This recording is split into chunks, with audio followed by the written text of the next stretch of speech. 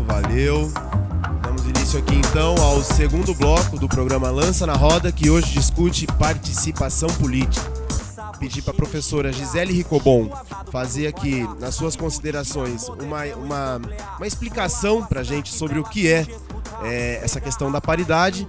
Eu queria inclusive soltar um vídeo aqui muito breve com algumas considerações do professor Elgio Trindade a respeito da participação e dessa luta pela igualdade dos direitos das categorias aí dentro da universidade. Vamos ver? Eu, como estudante, fiz uma greve pelo co-governo da universidade, quer dizer, aquela proposta de Córdoba, que chegou no Brasil nos anos 60, eu era líder estudantil, e nós paramos a universidade porque nós queríamos co-governo, um terço. Como que é essa luta? Em que pé que ela está hoje na universidade?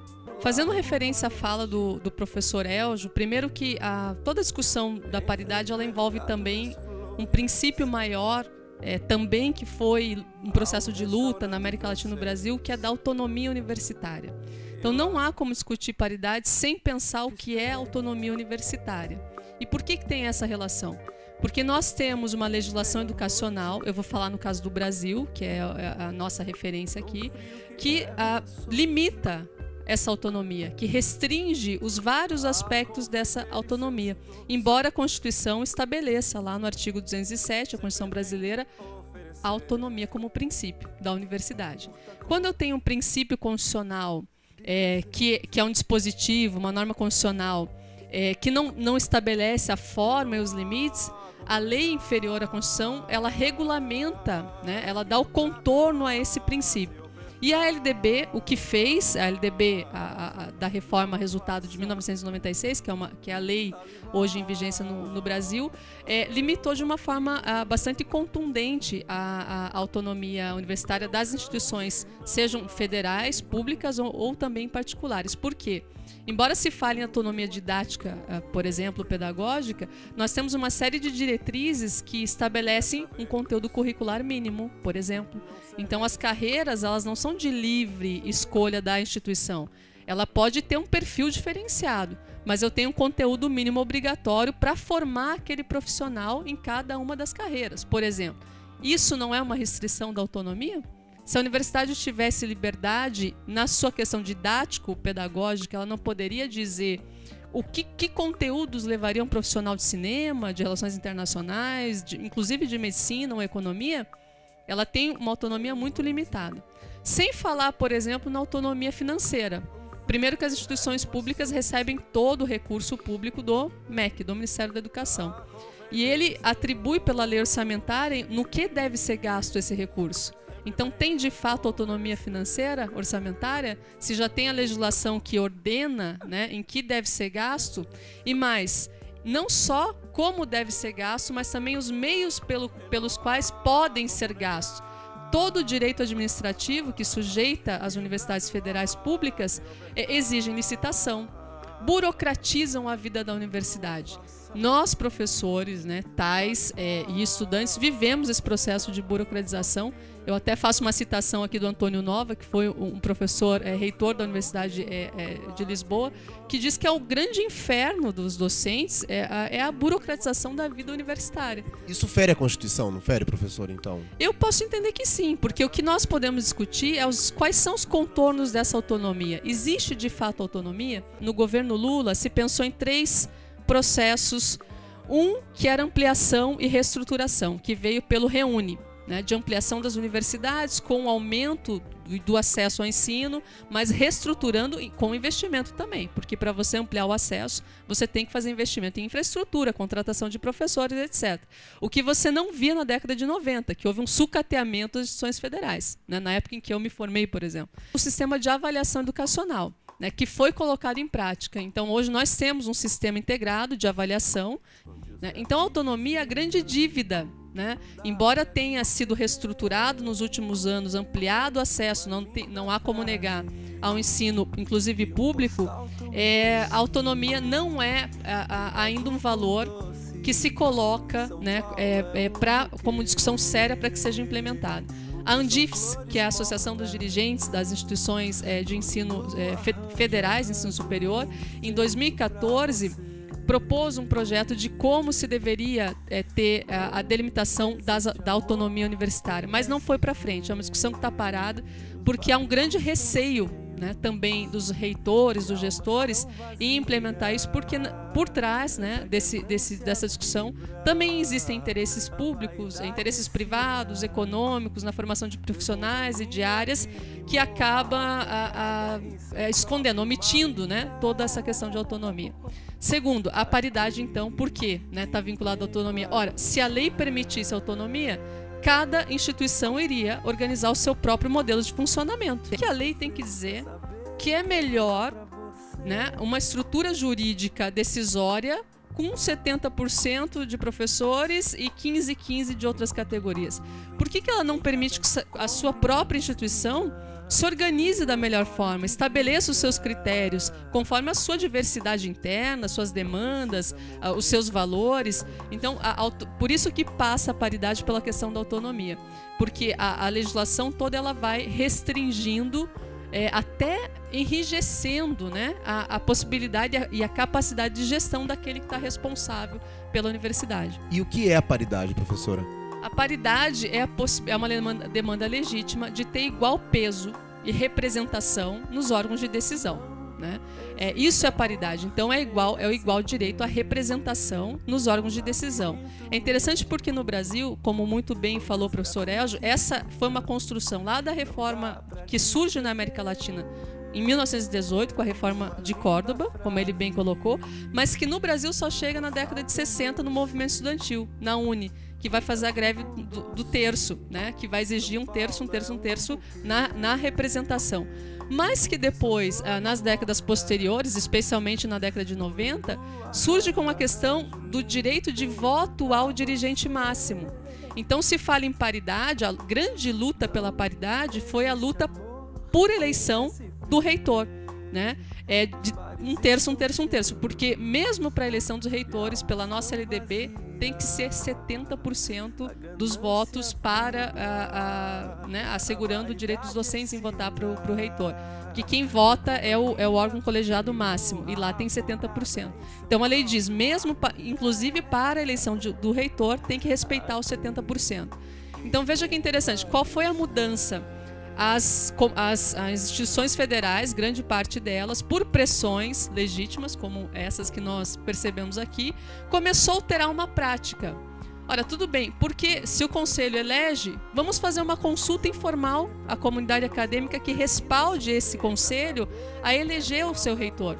Então, essas consultas informais, no início, sofreram um grande questionamento de legalidade. Claro, o candidato que não concorda falou, não, peraí, a lei diz 70%. Eu não vou me sujeitar a uma eleição onde as categorias universitárias não respeitem esse mínimo.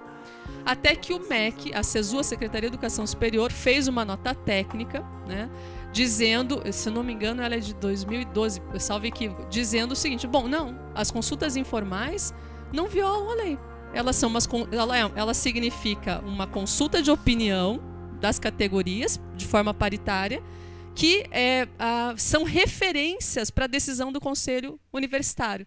Na prática, é claro, seria vergonhoso para o Conselho Universitário não convalidar o nome e resultado dessa consulta informal. Então, o MEC diz, não viola a lei.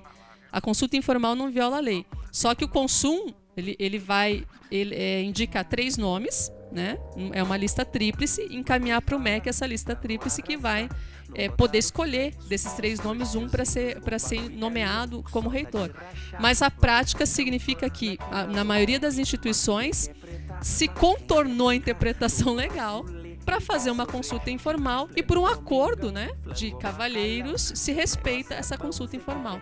Ora, isso significa que há uma prática cultural que pode alterar não só a interpretação, como inclusive futuramente a legislação que regulamenta essa questão nas universidades. Outro exemplo muito importante que eu tenho que trazer aqui são os institutos federais, né?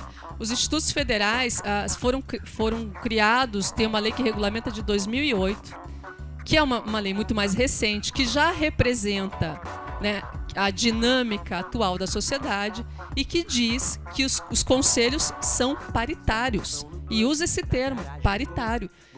Claro, e a composição do Conselho Deliberativo das categorias é paritária. É um terço, um terço. Eles se apoiam, então, nesse princípio constitucional da autonomia para estabelecer... Não só o princípio, claro, o princípio da autonomia, mas a lei dos institutos federais regulamentou já de uma outra forma, porque ela é uma lei mais recente, de 2008, e ela traduz o anseio, né, esses anseios da comunidade acadêmica. Então, como ela é uma lei mais recente, a LDB de 96, ela regulamenta a forma de funcionamento já com maior respaldo democrático, tanto na consulta, na eleição do dirigente, quanto na forma de deliberação do seu Conselho Superior.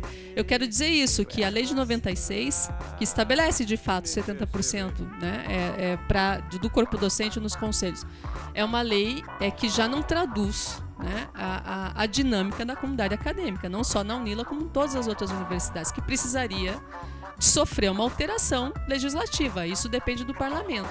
Agora, se as instituições não começarem a questionar e colocar um outro referencial, né, como prática, ela nunca vai mudar. Então, nós, na UNILA, estamos fazendo história, porque estamos criando uma referência. É um ato ilegal? Com uma visão restrita do que é o direito? Sim. Né? Porque a lei diz claramente que tem que ter 70%. Mas nós estamos mostrando que é uma lei que já não responde mais aos anseios da sociedade. Né? E, por isso, estabelecendo um outro referencial, com base numa ideia de autonomia mais ampla, né, de participação política, etc., que pode vir a alterar, inclusive, o próprio dispositivo legal. E essa é a tendência, que a gente faça a referência para depois ter alteração desse dispositivo. Criar um parâmetro, né, professora? Porque, afinal, a UNILA é uma universidade inovadora e ela é geradora de uma série de parâmetros, né? Surgiram algumas dúvidas e algumas certezas a respeito do assunto. Eu queria aqui convidar a Binha. Tem uma câmera aqui na Binha?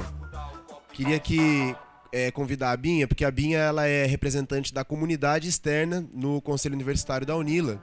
E eu já queria te perguntar de pronto para você, Binha, essa questão, assim, pelo que a professora Gisele colocou, a paridade realmente é uma luta política, né? É uma luta política. Então, nesse contexto de luta política, de que lado você está? Você é a favor da paridade, Binha?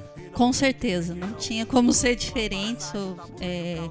Sou militante da causa da paridade. Inclusive, na época que eu militei pelo movimento estudantil, a gente começou a trazer à tona uma discussão referente à reforma universitária, né? Como todos nós sabemos, a reforma universitária ela é de 68, a chamada reforma universitária MEC e USAID. Ela é baseada no acordo entre o MEC e o USAID na época de 68, que foi o ano de chumbo.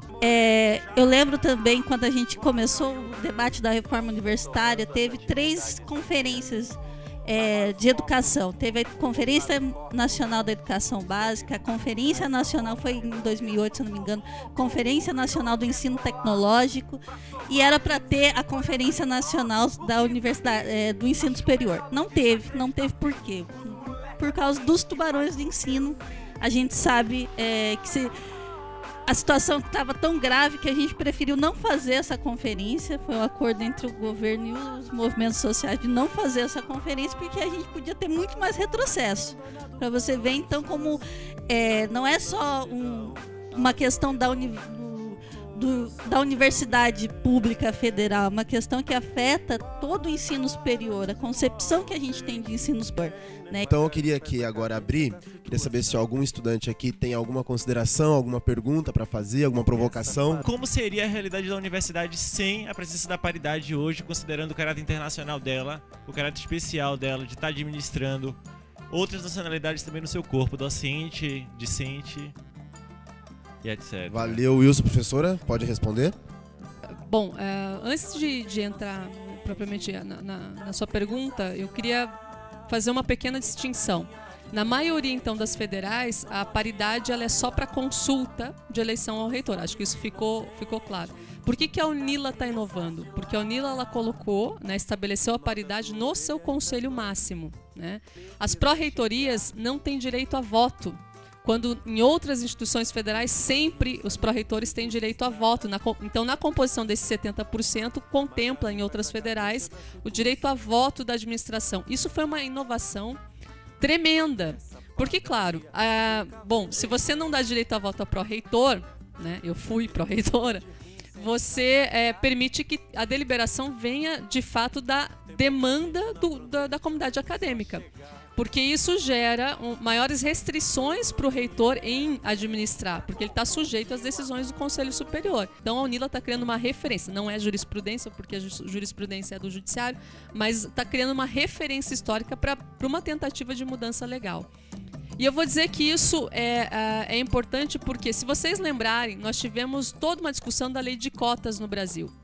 A partir do ano 2000, se percebeu o óbvio, que as instituições federais públicas eram elitistas, né, que não permitiam pessoas especialmente de escolas públicas ingressarem, porque o sistema de seleção, né, não privilegiava essas pessoas, e especialmente negros, indígenas, né, que muito menos tinham espaço na universidade.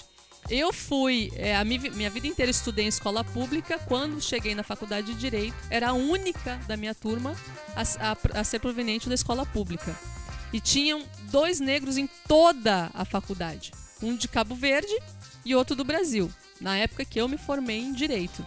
Olha, você chega numa faculdade de Direito onde não reflete, né, o seu contexto, né?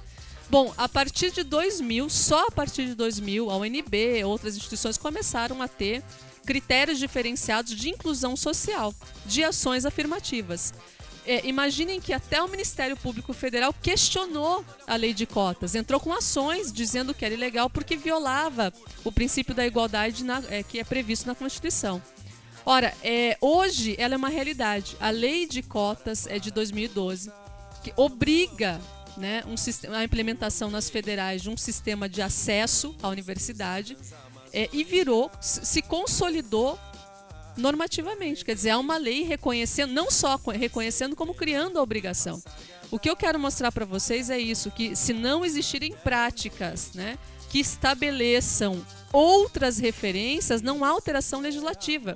A lei, ela vai ser resultado de conquistas também. Então, hoje nós podemos estar vivendo uma ilegalidade, é verdade. Gera insegurança jurídica? Gera, porque você pode ser sujeito a ações do Ministério Público, de terceiros, questionando as nossas decisões. Mas eu tenho certeza que daqui a alguns anos, assim como fez a lei dos institutos federais, também a LDB vai ser reformada para garantir que os processos de decisão sejam de decisão autônoma da universidade. Entrando na sua pergunta, bom, rever esse processo para mim seria um retrocesso imenso. Eu participei da conquista, isso custou o movimento docente, eu tenho que ser bem clara nisso, há uma divisão bastante acirrada no movimento docente, porque muitos acreditam que deve se manter a lei, né? Então isso custou o nosso sindicato, o sindicato acabou, agora está sendo retomado na UNILA, do NILA, né? Agora que conseguiu fazer eleições. Existiram perdas em função dessa briga, né? Ou a favor ou contra a paridade. Agora, conquistamos. Está conquistado, está consolidado. Aqueles que defendem a legalidade querem retomar o processo. Eu penso, por tudo que eu já falei, que nós não podemos admitir um retrocesso no nosso regimento, né? É por isso, inclusive, que eu acabo me retirando dessa gestão. Porque eu sou, de fato, lutei por isso desde o dia 1º da UNILA para que essa seja uma universidade diferenciada. Porque vamos começar com a paridade. Se os técnicos no próximo consumo decidirem contra, né, vão estar cientes que o reitor ele vai cumprir a lei e vai fazer as reformas necessárias. Mas nós começamos pela paridade. O segundo passo é a diminuição de estrangeiros. O terceiro passo é o bilinguismo. O quarto passo é a interdisciplinaridade. Eu não vou continuar numa universidade federal que tem vocação local. Eu vim para cá. A minha função aqui é construir um projeto ousado, diferenciado, e eu trabalho muito para que ele se concretize. Se eu perceber que o caminho está sendo outro, eu vou lutar para que isso não aconteça. Mas a gente não pode abrasileirar e transformar a UNILA em uma instituição medíocre. Mas esse argumento jurídico em relação à paridade, por exemplo, ele valeria, por exemplo, para a questão dos estrangeiros, por exemplo, porque eu não tenho conhecimento de nenhuma lei no Brasil que permita ou que admita que as universidades federais possam receber metade do seu corpo docente e discente estrangeiro. Isso daí também infringe as leis brasileiras? Não, porque a UNILA, na verdade, a lei da UNILA, é curioso isso, a lei que criou a UNILA, ela não estabelece o percentual de 50% de fato. Mas a instituição, ela pode, porque ela tem autonomia, em teoria, né, estabelecer seus critérios. E toda a lei das cotas ajudou a UNILA a implementar isso, porque já superou o debate, né, de que a universidade pode estabelecer critérios diferenciados para receber, né, pessoas pela ação afirmativa. Quando eu fiz o ProHaiti, o programa especial para os haitianos que vivem no Brasil, é com base na ideia de ação afirmativa, que já está superada. Então, já ficou consolidado que as instituições federais podem estabelecer critérios diferenciados de ingresso conforme a necessidade social, né, de algumas situações sociais que merecem o que nós chamamos de discriminação positiva. Você tem que reverter, né? Você tem que criar uma discriminação positiva para poder compensar as desigualdades que são sociais, econômicas, históricas e culturais. Beleza, professora. A Mayara tem uma questão aí para colocar, Mayara? Você tocou em 2 pontos, um agora no caso dos estudantes estrangeiros. Seria possível, no caso, que essas alterações fossem feitas na lei de fundação da UNILA, tanto para assegurar os 50% dos estudantes estrangeiros na universidade, que eu acho que a gente tem que garantir isso mesmo, de fato, para a universidade não se tornar mais uma universidade tradicional, local. E a questão da paridade também. Essa alteração na lei de fundação da UNILA, ela garantiria isso? Isso pode acontecer? E, inclusive, outra questão, eu li uma matéria do ex-reitor da UNB e ele falando sobre a questão da paridade. E ele deixando muito claro o peso dos técnicos nessa decisão e nessa luta. E tu acabou de falar agora também do posicionamento dos técnicos no Consum.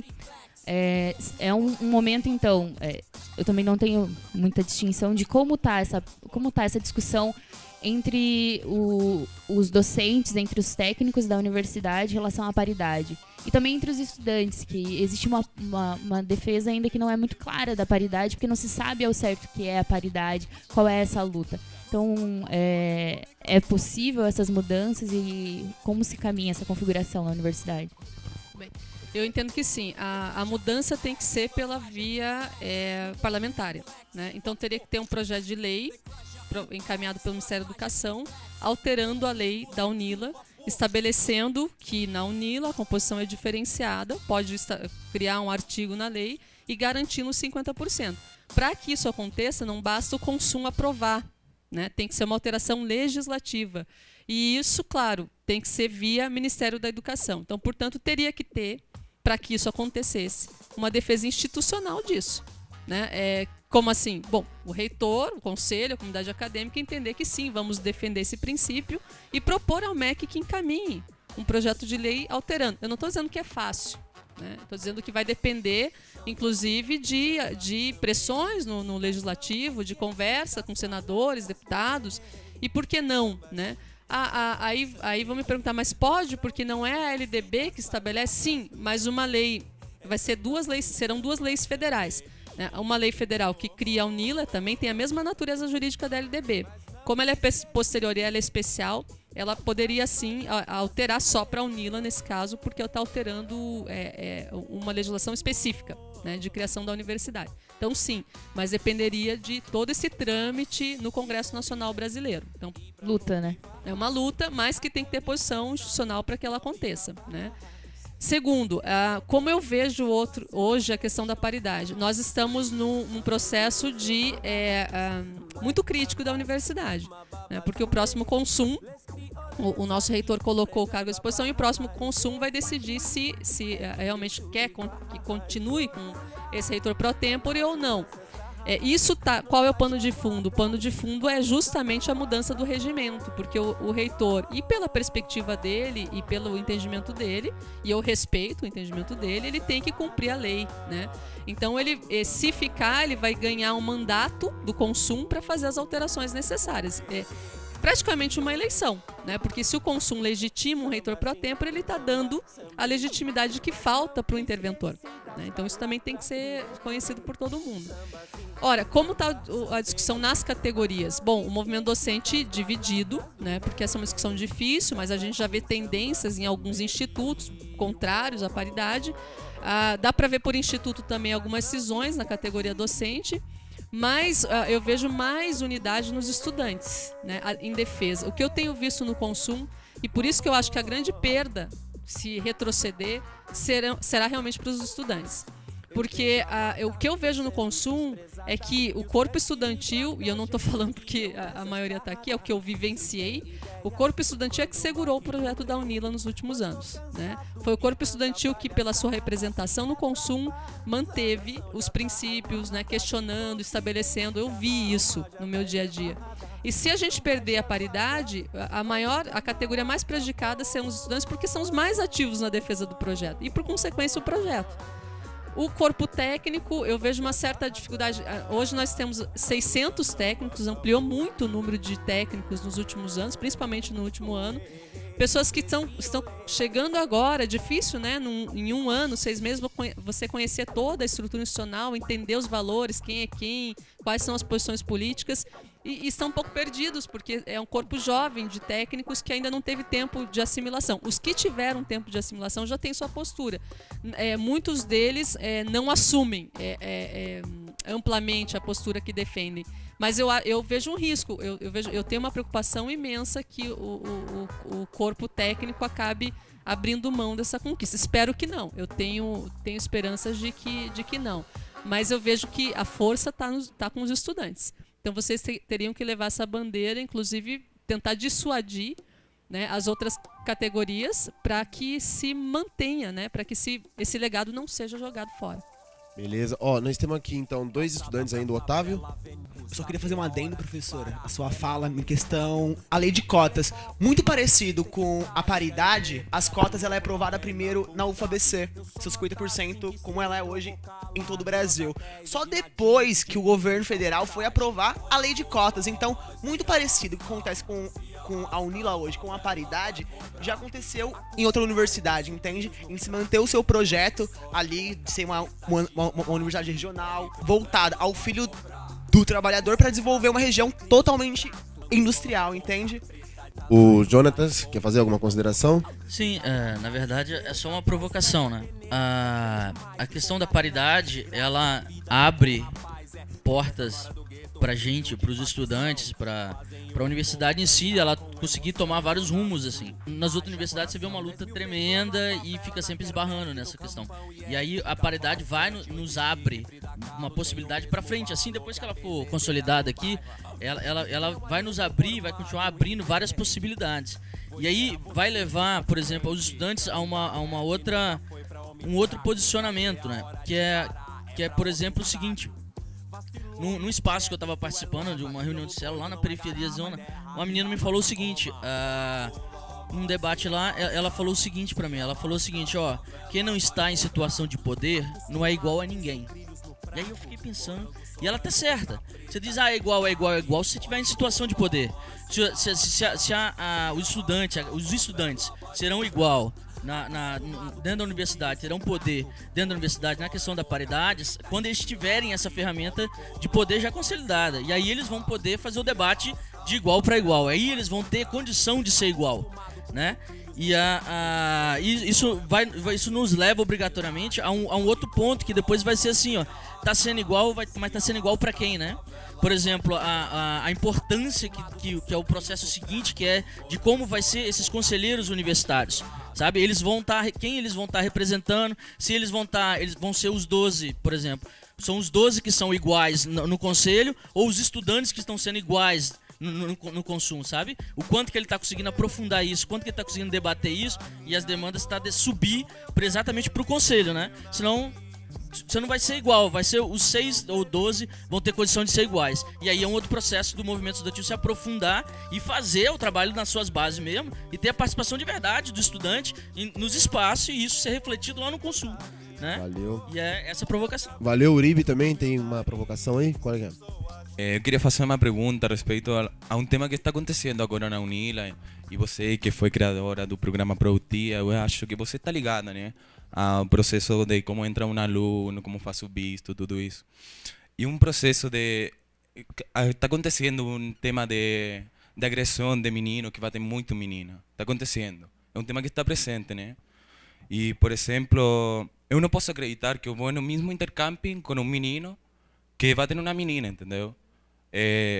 A universidade tem que ter uma posição respeito a isso, né? Por exemplo, eu me visto, tenho requerente Universidade Federal de Integração Latino-Americana. A universidade pode fechar meu visto, entendeu? E eu tenho que ir embora, ou seja, não é possível que uma galera faça uma vaquinha, saca a menina da casa e o menino está na universidade de novo, entendeu?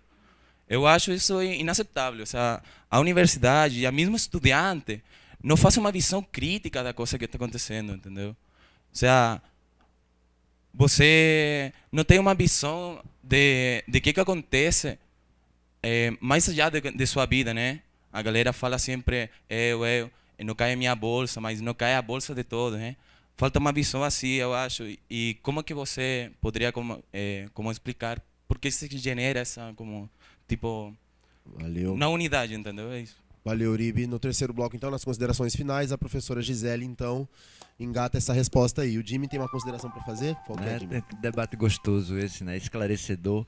E aí, assim, eu vou jogar mais lenha na fogueira aí.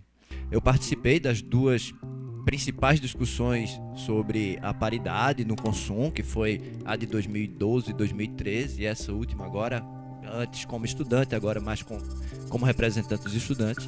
E assim, tem algumas coisas que são interessantes de observar, que é contextualizar toda essa discussão, né? A professora aqui coloca a questão da autonomia das universidades. Eu percebo que a autonomia é, de repente, uma luta, mas não uma conquista.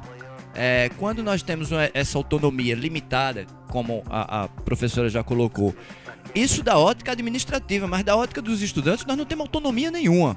Nós temos uma grade lá fechada dos cursos que você tem que pagar exatamente aquelas cadeiras. Você não entra na universidade, paga ali um ciclo básico, um ciclo profissional básico e elege dentro da universidade as cadeiras que você pode pagar em outros cursos. Entende? E isso demonstra que o estudante não tem autonomia. Para mim, uma outra coisa que demonstra que o estudante não tem autonomia é o sistema de chamada. Entende? Que copia os presídios. O cara faz uma contagem lá no final da aula para saber se algum presidiário fugiu. Entende? E aí, ligado a isso, vinculado a isso, tá a questão da assistência estudantil, que jamais poderia estar vinculada, porque o critério para assistência estudantil tem que ser a permanência, tem que ser um critério socioeconômico, não um critério acadêmico. Os critérios acadêmicos têm que ser pautados pela Prograde, tem que estar relacionados ao ensino, não à permanência. Permanência é a questão da assistência estudantil, de necessidade, de suprir as necessidades básicas do estudante para ele permanecer na universidade. Também vejo a questão da participação como uma coisa muito fundamental. O Eric, eu tive a oportunidade de estudar Direito também por 2 anos, lá em Pernambuco, e assim, um cara que eu fiquei fã um alemão, Eric von Fried. Ele escreveu um livro chamado A Luta pelo Direito, e ele vai expor nesse livro, ele diz, a finalidade do direito é a paz. Mas o meio pelo que ele consegue atingir essa paz é a luta. E assim, por mais que a professora tenha colocado aqui que os estudantes têm nesses últimos anos garantido de alguma forma, ou mais organizados ou menos organizados, a paridade, esse processo não contribuiu de fato para que os estudantes se organizassem enquanto categoria. O que nós vemos é o que o Jonathan pauta, é que assim, nós vemos que tem alguns interesses ali que são contemplados por alguns pequenos grupos. Alguns pequenos grupos, inclusive, incentivam a despolitização e a desorganização dos estudantes para serem os representantes dos estudantes, quando nós entendemos que movimento estudantil não é isso. Primeiro, movimento estudantil não é isso. Movimento estudantil não é a institucionalização do estudante. O estudante tem que participar, sim, dos espaços institucionais. Esses espaços precisam ser paritários. Mas o que nós estamos discutindo aqui é o modelo de democracia que nós defendemos para além dos muros da universidade. Se nós defendemos essa democracia essa democracia eletiva, representativa, essa democracia representativa, que assim a gente vê que dentro da universidade ela não funciona, e que fora da universidade ela não funciona. Os nossos políticos são eleitos à base do dinheiro. Os nossos estudantes do consumo são eleitos à base da desmobilização estudantil, entende? E assim, e representam interesses de categorias pequenas ou de grupos pequenos, jamais o interesse de todos os estudantes. Isso gera um outro problema, porque assim, esse movimento estudantil institucionalizado não dialoga com as outras forças políticas. O que a gente vê é que, por exemplo, quando você precisa fazer uma assembleia, e agora você citou, o reitor colocou o cargo à disposição. Os estudantes precisam debater isso amplamente. Precisa, inclusive, debater uma coisa que não tem sido pautada nas discussões que eu tenho acompanhado, que é, no caso da universidade, eleger o seu reitor, ela vai se enquadrar na matriz Andifes. Isso vai diminuir uma parte dos recursos, pelo menos um dos nossos juristas ali da universidade repassou e disse, vai incluir aí, vai diminuir recursos. Então precisa ser mais esclarecido, isso precisa ser mais debatido. E o que nós vemos é assim, que os estudantes, por exemplo, ou as forças estudantis organizadas, ou os representantes dos estudantes institucionalizados, não fazem um debate claro com as outras forças políticas, não procuram mobilizar essas outras forças para a gente ter um discurso único e mobilizar a massa, o conjunto dos estudantes, mas não, pelo contrário, vamos chamar aqui a assembleia da gente, aí o outro chama a assembleia dele, aí o outro chama a assembleia dele, e eu acho que isso não contribui. Eu acho que a gente precisa evoluir também nesse conceito de democracia participativa. Eu prefiro me autorrepresentar do que ser mal representado, então assim, nós precisamos discutir isso, a participação do estudante efetivamente nas discussões e se representando, se autorrepresentando, para poder qualificar as discussões. Beleza. A gente vai então encerrando aqui o segundo bloco, considerando que a professora recebeu algumas provocações aqui agora, e a gente deve iniciar o terceiro bloco do programa com as considerações finais, com a professora já encampando todas essas questões nas considerações finais e já respondendo, né, a essas questões, e também aos nossos convidados, agradecendo a todos. Valeu, até o terceiro bloco. Se fale, a língua é uma piranha. Aqui é só trabalho, sorte é pras crianças que vê o professor.